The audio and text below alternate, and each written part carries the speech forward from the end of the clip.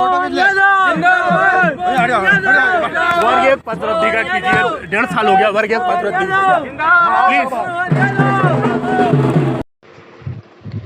Hello साथियों, Dwivedi classes में मैं वंदना पांडे आपका बहुत बहुत स्वागत करती हूँ और धन्यवाद देती हूँ अपने उन साथियों को जो अपने हक की लड़ाई के लिए निरंतर प्रयासरत हैं। हमारे कुछ साथी अभी सीएम साहब से मिलकर उन्हें ज्ञापन दिया उन्होंने और अपनी पीड़ा से उन्हें अवगत कराया। तो हमारा वीडियो के माध्यम से निरंतर प्रयास रहता है और आप सभी से निवेदन रहता है कि आप कहीं भी चुप ना बैठें। जहाँ भी मिनिस्टर्स आते हैं, चाहे शिक्षा डिपार्टमेंट के हो चाहे सीएम साहब हो, आप उनसे मिलें और अपनी उनसे पीड़ा जाहिर करें, क्योंकि यही एक प्रयास है जो हमें कहीं ना कहीं धीरे धीरे ही सही हमें अपनी मंजिल की ओर ले जाएगा।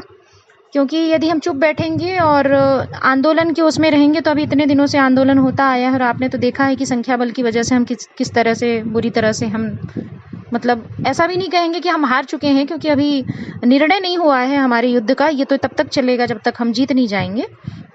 लेकिन हम थोड़ा सा जो वहाँ से निराश होके आए, ऐसा कह सकते हैं कि हम जितनी बार आंदोलन से निराश होके आए तो इसका रीज़न कहीं ना कहीं संख्या बल ही है। तो आज हमने जो एक शॉर्टकट निकाला है कि आज हम जहाँ भी हैं तो अपने क्षेत्रीय विधायक और मंत्रियों से मिलें और उनसे बात करें और अपनी पीड़ा बताएं। तो वो तो सुनिश्चित है कि हम धीरे धीरे ही सही अपनी मंजिल तक जरूर पहुँचेंगे एक दिन।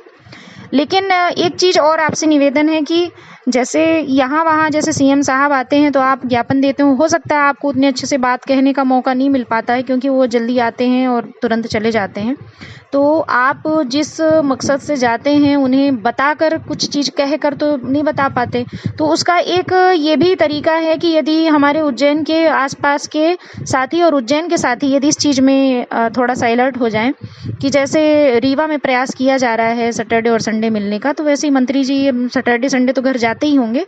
तो यदि आप इस तरह का प्रयास करें कि उनके घर जाकर कोशिश करें उनसे मिलने की, तो मुझे ऐसा लगता है और हमारे सभी साथियों को भी विश्वास है ऐसा, क्योंकि रीवा से हमें जो पॉजिटिव रिस्पांस मिला है, तो ऐसा कह सकते हैं कि वहाँ जाने के बाद भी मंत्री जी हो सकता है अच्छे से बात करें और हमारी समस्या समझ पाएं।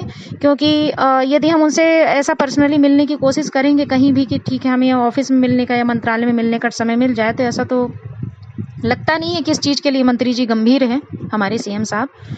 तो यही एक कहीं ना कहीं रास्ता है कि उज्जैन जाकर उनके घर पर मिलने का प्रयास करें। और यदि एक बार भी उनसे हमने अपनी बात जाहिर कर ली तो कोई ना कोई तो ये है कि आउटपुट हमें मिलेगा।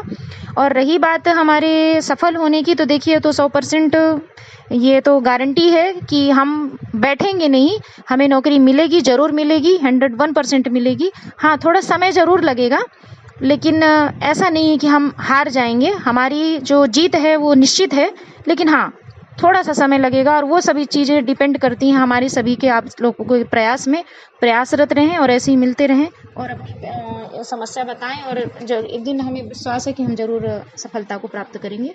बहुत बहुत धन्यवाद।